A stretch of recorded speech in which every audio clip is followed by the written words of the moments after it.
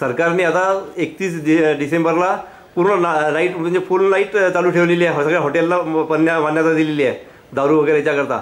आणि जर हॉटेलला पूर्ण मान्यता दिलेली आहे की फुल नाईट तुम्ही चालू ठेवा, मग पोलीसवाले रात्री ड्रिंकर्स लोकांना पकडून राहिले.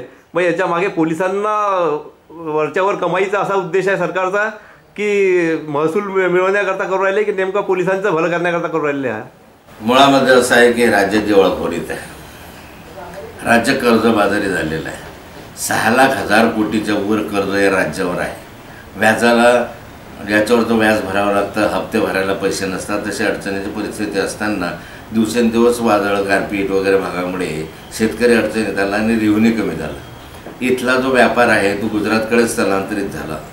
अशा स्थितीमध्ये कुठून तरी रेव्हेन्यू मिळाला पाहिजे. मग तो अनैतिक मार्गाचा असो का नैतिक मार्गाचा असो, या ठिकाणी चिंता न करता दारू दुकानं मुक्तपणे सुरू राहिले पाहिजेत, ही भूमिका या सरकारने घेतली. आणि त्यामुळे 31 डिसेंबरच नाही तर त्याच्यानंतरही कदाचित दारूच्या दुकानांना परवाने देणं, रात्र चालू दारू विक्रीचे परवानगी देणं हे सरकार करू शकतं आणि आता केलेलंच आहे. त्यामुळे सरकारला आता नीती अनिती याची चाड राहिलेली नाही आहे.